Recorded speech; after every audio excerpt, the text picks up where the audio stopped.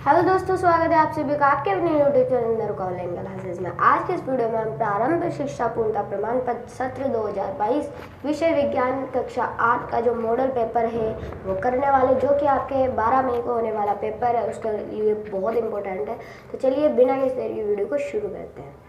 सो यहाँ पर सबसे पहले जो अपने ऑब्जेक्टिव टाइप क्वेश्चन है अभ्यास वाले वो दिए गए हैं। तो देखो कौन कौन से।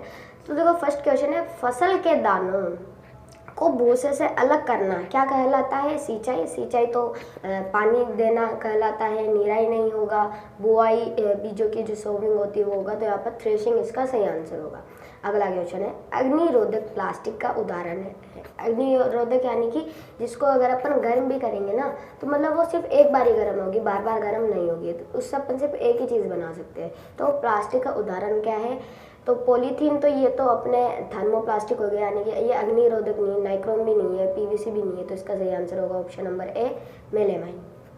अगला क्वेश्चन है, निम्न में से आघातवर्धनीय नहीं है। आघातवर्धनीय यानी कि आघातवर्धनीय होता है मतलब जिसके दर्द नहीं होता है ना। तो देखो यहाँ पर लोहा की बात करें तो लोहे की मान लो रोड है, अगर उसको अपन पीटेंगे, शेप अपन कैसा भी दे सकते हैं, लेकिन अपन को बहुत ज़्यादा पावर लगती है, उसमें आघातवर्धनीय बहुत स्ट्रॉन्ग होती है।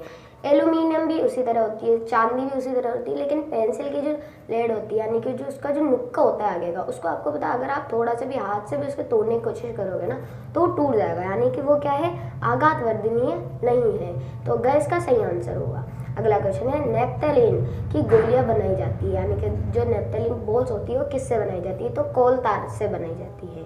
अगला है, पृथ्वी का वह भाग जहाँ सजीव पाए जाते हैं। सजीव यानी कि जहाँ पर अब पानी भी हो, लैंड भी हो, सब सारी चीज़ें वहाँ पर हो, एनवायरनमेंट भी हो, एटमॉस्फेयर भी हो वहाँ पे, तो क्या कहते हैं उसे? बायोस्फीयर कहते हैं, यानी कि जैवमंडल। ठीक है।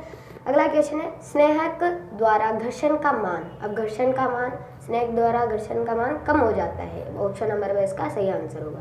अगला है, माध्य स्थिति के इधर उधर या आगे पीछे होने वाली गति को क्या कहते हैं? तो आवर्ती कहते हैं। इसका सही आंसर होगा। अगला क्वेश्चन है, प्रकाश उत्सर्जक डायोड यानी कि एलईडी, लाइट इमिटिंग डायोड के साथ जुड़े लंब तार को जोड़ा जाता है बैटरी के कौन से भाग? धन या ऋण किसी से भी। आपको बताया, जैसे कि मैंने आपको बताया था पिछले वाले मॉडल पेपर में भी जो ब्लूप्रिंट पर आधारित था फर्स्ट वाला। तो देखो प्लस प्लस क्या करता है, एक दूसरे को अटैच नहीं करता, तो ये चार्ज नहीं बनेगा। माइनस माइनस में भी नहीं बनेगा, प्लस माइनस में बनेगा और माइनस प्लस में बनेगा, यानी कि दोनों जो आयन है वो अगर सेम होंगे तो नहीं बनेगा, और दोनों आयन अगर अलग अलग होंगे तो बन जाएगा। तो यहाँ पर देखो एक तरफ धन है यानी कि एक तरफ पॉजिटिव है, एक तरफ माइनस है, तो ये बन जाएगा। अब यहाँ पर जैसे ऑप्शन यहाँ पर दिया गया है, धन सिरे से यानी प्लस सिरे से तो नहीं होगा, दो आयन चाहिए अपन को। ऋण सिरे से माइनस से तो दो आयन चाहिए, प्लस भी होना चाहिए। अब घ दिया गया न धन और न ऋण। अब जब पॉजिटिव नेगेटिव दोनों ही चार नहीं होंगे तो जो एलईडी हमारी वो चलेगी नहीं, तो गैस का सही आंसर होगा। अगला क्वेश्चन है, 26 जनवरी 2001 को भारत के किस क्षेत्र में बड़ा भूकंप आया था? वह क्षेत्र था, देखो आपके जो बुक है साइंस की, विज्ञान की, उसके अंदर गुजरात के भुज में ये वाला दिया गया है आपके 26 जनवरी 2001 को। अगला क्वेश्चन है, निम्नलिखित में से कौन सी गैस पौधागर गैस नहीं है? पौधागर गैस कौन सी नहीं है? नाइट्रोजन। अब आपको रिक्त स्थानों की पूर्ति वाला आ गया है, तो देखो इसे करते हैं। अंक एक एक नंबर के, ये 5 है तो 5 नंबर आपको इससे मिल जाएंगे आराम से। वैसे इससे तो 8 नंबर का आएगा, बट ये मॉडल पेपर है तो आप इसे पढ़ लीजिएगा अच्छे से, बहुत इंपॉर्टेंट है।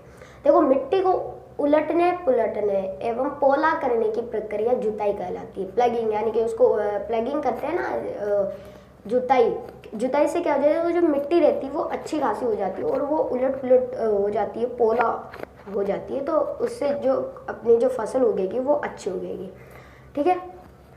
तो अगला है यहाँ पर, रिक्त स्थान और रिक्त स्थान नरम धातु नरम होते हैं और इन्हें चाकू से भी काटा जा सकता है। अब देखो धातु आपको पता है 2 प्रकार की होती है, एक तो मेटल, एक नॉन मेटल। ठीक है। अब मेटल के अंदर जो भी मेटल हो गए, अब मेटल के अंदर बहुत सारी मेटल ऐसी होती है जिन्हें अपन काट भी सकते हैं। जी हाँ, काट भी सकते हैं उन्हें। तो कौन सी होती है? एक तो के यानी कि पोटेशियम होती है और एक सोडियम होती है। तो पोटेशियम एंड सोडियम इसका सही आंसर होगा।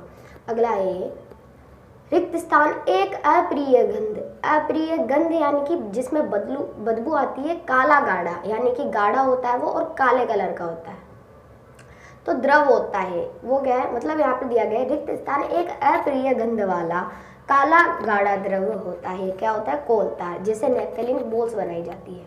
ठीक है। अगला है किसी क्षेत्र विशेष में पाई जाने वाली स्पीशीज क्या कहलाती है, तो यहाँ पर मैंने हाईलाइट कर रखा है, यानी कि विशेष क्षेत्रीय स्पीशीज कहलाती है। क्या कहलाती है, विशेष, देखो विशेष क्षेत्रीय स्पीशीज कहलाती है। अगला है नर युग्मक और मादा युग्मक के संलयन द्वारा जनन को लैंगिक जनन कहते हैं। ठीक है। अब यहाँ पर अति लघुरात्मक प्रश्न आ चुके हैं, तो देखो इसके हम करते हैं। पहला क्वेश्चन है फलीदार लेग्यूमिनस पौधों की जड़ों की ग्रंथियों में पाए जाने वाले बैक्टीरिया का क्या नाम है, सो उस बैक्टीरिया का नाम है राइजोबियम। अगला क्वेश्चन है उस धातु का नाम लिखिए जिसका उपयोग उर्वरकों में पौधों की वृद्धि के लिए होता है। अब उस धातु का क्या नाम है, उस धातु का नाम है हमारे नाइट्रोजन। ठीक है, क्या है, नाइट्रोजन। अगला क्वेश्चन है अधिक व्यावसायिक महत्व के कारण पेट्रोलियम किस नाम से जाना जाता है, तो पेट्रोलियम किस नाम से जाना जाता है, काला सोना।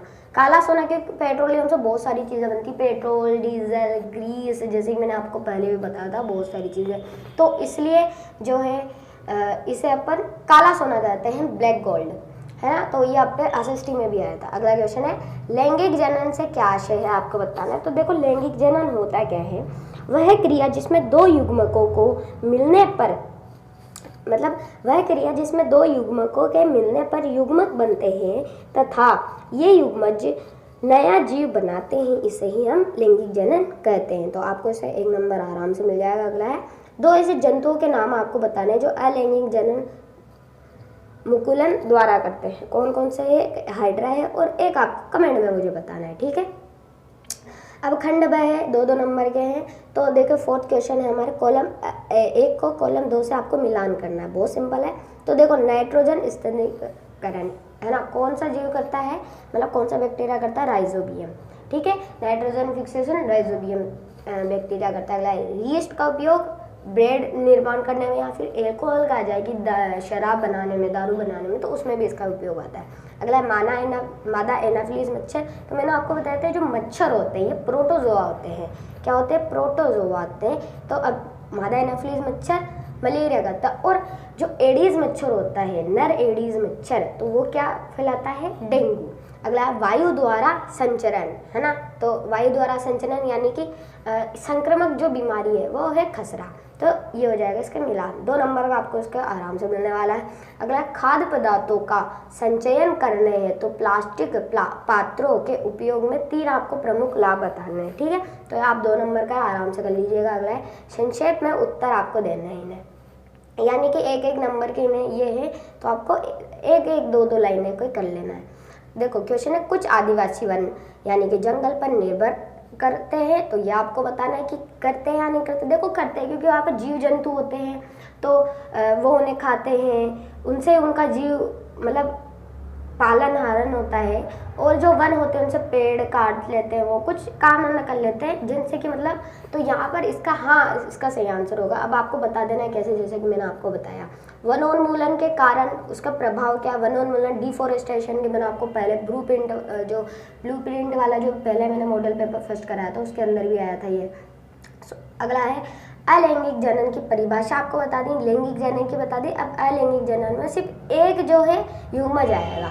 ठीक है, जंतुओं में अलैंगिक के 2 नाम लिखिए, 2 नाम कौन कौन से ये आपको लिख देने हैं। अगला क्वेश्चन है व्याख्या आपको करनी है, सर्पी घर्षण, स्थैतिक घर्षण कम क्यों होता है। देखो मैं आपको पहले इसका कॉन्सेप्ट बताता हूँ। सर्पी घर्षण क्या होता है, जैसे कि यहाँ पर कोई भी चीज़ है, अगर आप इसे इधर से फोर्स करोगे तो ये एसी हो जाएगी, इधर से फोर्स करोगे तो एसी हो जाएगी। इस तरह अपन किसी भी चीज़ को इस प्रकार से आगे भेजे ना, तो होता है सर्पी घर्षण। स्थैतिक घर्षण यानी कि कोई भी चीज़ है, अगर आप इसे फोर्स कर रहे हो तो ये सीधा जाएगी, फिर और सीधा ऐसे फोर्स कर रहे हो ना, तो स्थैतिक घर्षण होता है।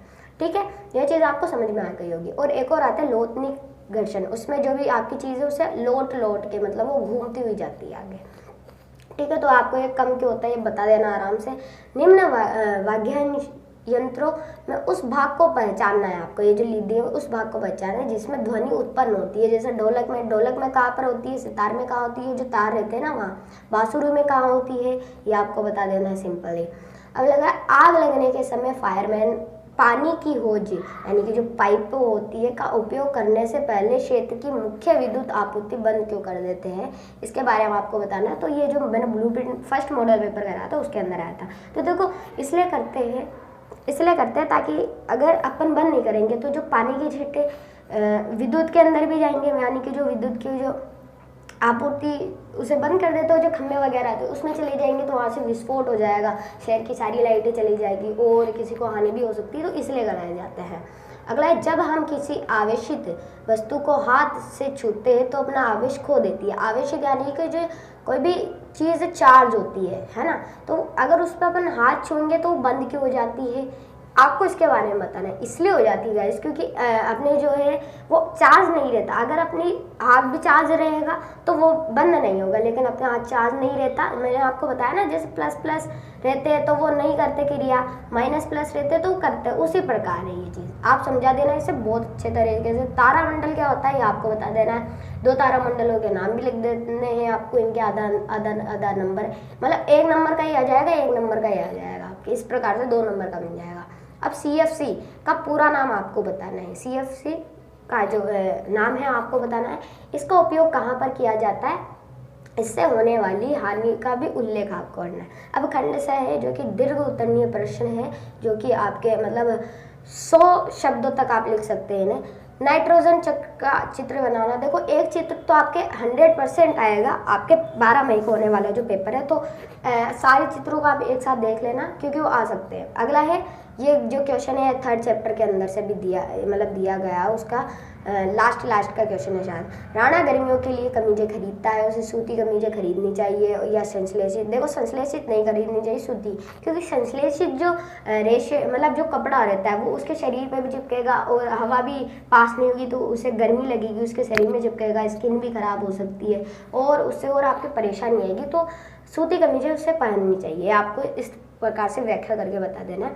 अब यहाँ पर कारण आपको बताने, कॉपर जिंक को उसके लवण के विलयन के विस्थापित नहीं कर सकता। क्यों? क्योंकि जो कॉपर रहता है वो जो जिंक के जो देखो यहाँ पर बात की गई कि जो कॉपर है ये Cu जो है जिंक को लवण यानी कि से विलयन करने विस्थापित क्यों नहीं कर सकता, क्योंकि ये जो कॉपर है इसकी जो रिएक्टिव रहती है वो लेस रिएक्टिव रहती है देन जिंक, इसलिए यानी कि वो जो जिंक है उसकी ज़्यादा पावरफुल नहीं। जैसा आपको पता है, मान लो 2 भाई हैं, एक छोटा है एक बड़ा है, अब बड़े वाले में ज़्यादा ताकत रहेगी, छोटे वाले में कम रहेगी, तो छोटा वाला बड़े भाई से नहीं लड़ पाएगा ना। तो उसी प्रकार से जो कॉपर है इसके पास लेस रिएक्टिव रहती है, जिंक के पास कॉपर से ज़्यादा रहती, इसलिए वो जो कॉपर है वो जिंक को विस्थापित नहीं कर सकता। लेकिन अगर जिंक कॉपर को विस्थापित करने जाए तो आराम से कर सकता है। अगला है, सोडियम और पोटेशियम को मिट्टी का तेल पे क्यों रखा जाता है, क्योंकि अगर इन्हें पानी में रखेंगे तो बहुत बड़ा विस्फोट हो जाएगा, ये आपको बता देना है। सदा क्वेश्चन है, वर्णन आपको करना है कि मृत वनस्पति से कोयला किस प्रकार बनता है, यह प्रक्रम क्या कहलाता है, ये आपको बताना है। जो पेट्रोलियम उससे कैसे बनता है, घर्षण को बढ़ाया और घटाया कैसे जाता है, उदाहरण देखो घर्षण को बढ़ाना तो आप उसे मतलब ग्रिप नहीं रहने देना, और घर्षण को घटाया आप उसमें मतलब ग्रिप कर दो, बस आराम से मजा आ जाएगा आपको। अगला है, विद्युत साधितों का कभी भी गीले हाथों के अलावा गीले फर्श पर खड़े होकर स्पर्श नहीं करना चाहिए। क्यों? ये आपको बताना है। घर के भीतर रहने की स्थिति में आप विद्युत विसर्जन या तड़ित से कम प्रकार बचाव कर सकते हैं, ये आपको बता देना है। तारे व ग्रह में अंतर आपको बताने कि तारे क्या होते हैं और ग्रह क्या होते हैं, ये चीज़ आप बता सकते हो आराम से।